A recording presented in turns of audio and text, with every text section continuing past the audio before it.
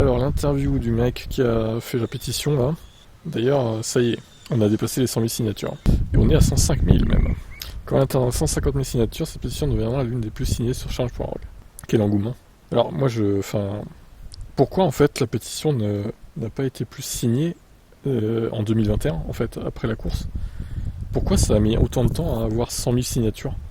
Ça aurait dû être à 100 000 dès fin 2021, début 2022 quoi en fait. Je comprends pas là, c'est bizarre. Hein. Cette pétition a refait surface là, d'un coup là. On sait pas pourquoi en fait. Je comprends pas, sérieux. J'ai lancé la pétition quelques heures ce soir-là après la course du 12 décembre. J'étais dans mon salon en train de regarder la course sur Sky Sport avec ma famille. Dès que nous avons vu l'injustice, on était sous le choc et incrédule. J'ai senti que c'était un plan pour voler Mercedes et Lewis, comme c'était le cas lorsqu'ils ont changé les règles pour s'adapter à la voiture de Red Bull. Lewis a toujours parlé au nom des autres, des défavorisés, des exclus et des sans-voix. J'ai senti qu'il était temps que nous prenions la parole pour aider Lewis, lorsqu'il était confronté à l'injustice.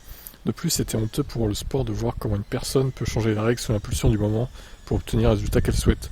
Si ça devait être la F1, je voudrais pas en faire partie. Gordon Bennett révèle qu'elle ne s'attendait pas à ce que la pétition attire autant. Je ne m'attendais pas à beaucoup de signatures, en fait, quand j'avais presque oublié. J'ai été assez surpris lorsqu'un ami du Ghana m'a envoyé un texto il y a quelques jours pour dire qu'il avait vu mon nom dans le journal The Mirror, comme étant la personne qui avait lancé cette pétition et qui avait recueilli 14 000 signatures.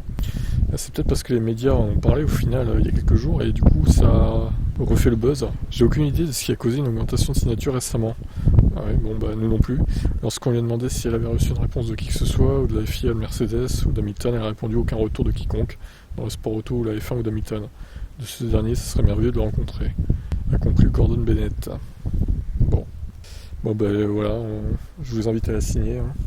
Encore une fois, voilà, c'est symbolique. Hein. Est-ce que ça changera quelque chose? Je pense pas, mais bon. Au moins, passer la barre des 150 000, comme ça sera la meilleure pétition de change.org. Allez, ciao.